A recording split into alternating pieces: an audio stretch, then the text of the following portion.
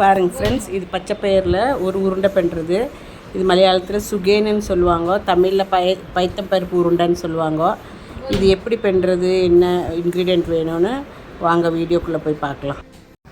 அஸ்ஸலாமு அலைக்கும் ஃப்ரெண்ட்ஸ், வணக்கம், welcome to Rahmi's kitchen. Hi friends, நம்ம இன்றைக்கி பச்சை பயிரில் ஒரு உருண்டை பண்ண போகிறோம்.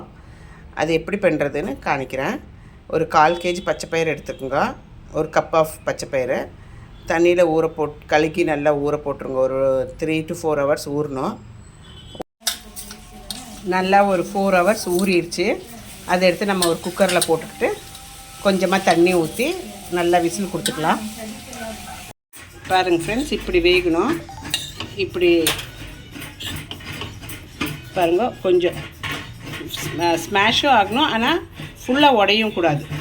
நல்லா இப்படி உதிராக இருக்கணும். அந்த மாதிரி கொஞ்சமாக தண்ணி வச்சு நல்லபடியாக வேவிச்சுக்கோங்க. வேவிச்சுட்டு இப்படி உதிராக இருக்கணும். ஒரு 2 விசில் இப்படி ஆகலாட்டி இன்னொரு விசில் கூட போட்டுக்கலாம் எக்ஸ்ட்ராவாக. சாஃப்டாகவும் இருக்கணும், உதிராகவும் இருக்கணும். அமுத்தும் போது இப்படி ப்ரெஸ்ஸும் ஆகணும். அந்த மாதிரி ஸ்டைலில் பண்ணிக்கோங்க. வெல்லம் சரியாக நம்ம எவ்வளோ பயிர் எடுக்கிறோமோ அந்த கணக்கில் தான் எடுக்கணும். நான் கொஞ்சம் இனிப்பு கம்மியானால 3/4 கப்பு தான் எடுத்துருக்குறேன்.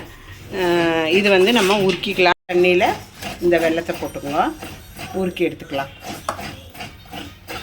ஃப்ரெண்ட்ஸ், நம்ம எவ்வளோ பயிர் எடுத்துருக்கோமோ அதே அளவில் தேங்காய் எடுத்துங்க. இல்லாட்டி ஒரு தேங்காய் எடுத்துங்க. தேங்காய் கொஞ்சம் அதிகமாக இருந்தால் டேஸ்டியாக தான் இருக்கும். இப்போ நான் பயிர் 1 கப் எடுத்துருக்குறேன். அதே அளவுக்கு 1 கப்பு தேங்காயும் எடுத்துருக்குறேன். அது இந்த வெந்த பயிரில் போட்டுக்கணும். போட்டு நல்லா மிக்ஸ் பண்ணிக்கோங்க.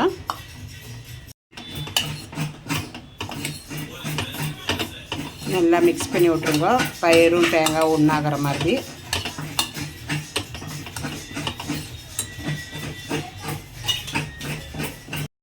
ஸ்டவ் பற்ற வச்சு சிம்மில் வச்சுக்கோங்க. சிம்மில் வச்சு இதை இலக்கி விடுங்க. நம்ம வெல்லத்தை உருக்கி ஊற்றிக்கலாம் இதுக்குள்ளே. பாருங்கள் ஃப்ரெண்ட்ஸ், வெல்லம் நம்ம வச்சது உருக்கிடுச்சு. இதை வந்து நம்ம ஃபில்ட்ரு பண்ணி இந்த பயிர் தேங்காயில் ஊற்றிக்கலாம். நம்மளோட வெல்லம் உருக்கிண்டு ஊற்றிக்கலாம்.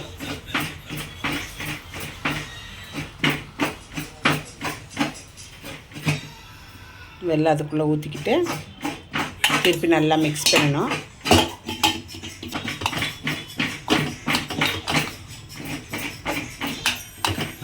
ஸ்டவ் சிம்மில் வச்சுக்கோங்க. சிம்மில் வச்சுட்டே பண்ணுங்க. 2-3 ஏலக்காய் தட்டிக்குங்க. கொஞ்சம் உப்பு, அந்த ஸ்வீட் காண்றதுக்கு வேண்டிட்டு கொஞ்சம் உப்பு இதுவும் போட்டுட்டு நல்லா இலக்கிக்கணும். ஒரு பிளேட்டில் போட்டு நல்லா ஆற வச்சுடுங்க. நல்லா ஆறின வரைக்கும் இது உருண்டை பிடிக்கணும். நம்ம உருண்டை முக்கறக்குள்ள மசாலா ரெடி பண்ணிக்கலாம். அதுக்குள்ளே மாவு ரெடி பண்ணிக்கலாம். பயிர் ஆறின வரைக்கும் எல்லா மாவும் உருண்டை பிடிச்சிக்குங்க. உருண்டை பிடிக்கும் போது கையில் ஒட்டும். அப்போ கொஞ்சம் எண்ணெயோ இல்லாட்டி நெய்யோ தொட்டு எல்லா மசாலையும் அந்த பயிரும் நல்லா உருண்டை பிடிச்சி வச்சுடுங்க ஒரு பாத்திரத்தில். பாருங்கள் ஃப்ரெண்ட்ஸ், எல்லா உருண்டையும் இப்படி உருண்டை பிடிச்சி வச்சிடணும். அப்புறம் நம்ம கொஞ்சம் மைதா எடுத்துக்கணும். ஒரு 3 டேபிள் ஸ்பூன் அவ்வளோ மைதா எடுத்துக்கணும். கொஞ்சம் அரிசி மாவு ஒரு 1 டேபிள் ஸ்பூன் அவ்வளோ, கொஞ்சம் மஞ்சத்தூள். இதெல்லாம் கொஞ்சம் தண்ணியில் மிக்ஸ் பண்ணி கொஞ்சம் லிக்விட் பண்ணிக்கணும். பேட்டர் மாதிரி பண்ணிக்கணும். இதெல்லாம் போட்டு நல்லா பேட்டர் பண்ணிக்கணும். பேட்டர் பண்ணிவிட்டு கொஞ்சம் இதுக்கு உப்பும் போட்டுக்கணும். தேவையான உப்பு போட்டுக்கோங்க. கொஞ்சமாக உப்பு போட்டுங்க. வந்துட்டு நல்லா கொஞ்சம் ஒரு கிளாஸ் அவ்வளோ தண்ணி ஊற்றி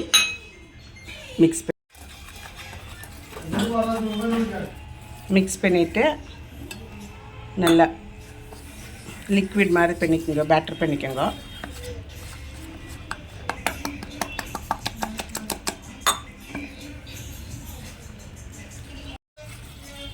பாருங்கள் ஃப்ரெண்ட்ஸ், இந்த மாதிரி கன்சிஸ்டன்சி இந்த மாதிரி இருக்கணும்.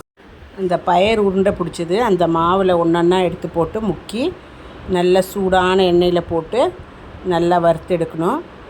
அப்போ நம்மளோட சுகேன் ரெடி ஆகிடும். இது ஈவினிங் ஸ்நாக்ஸாக சாப்பிட்லாம், இல்லாட்டி பிரேக்ஃபாஸ்ட் கூடயும் சாப்பிட்லாம். குழந்தைங்களுக்கெல்லாம் ரொம்ப நல்லது கொடுங்க. இது பச்சை பயிர் தானே, பச்சை பயிர் ரொம்ப ஹெல்த் பெனிஃபிட் இருக்கிறது. ஸோ வீட்டில் எல்லோரும் மஸ்ட்டாக ட்ரை பண்ணணும். நல்லாயிருக்கும். இது சாப்பிட்றதுக்கும் டேஸ்டியாக இருக்கும்.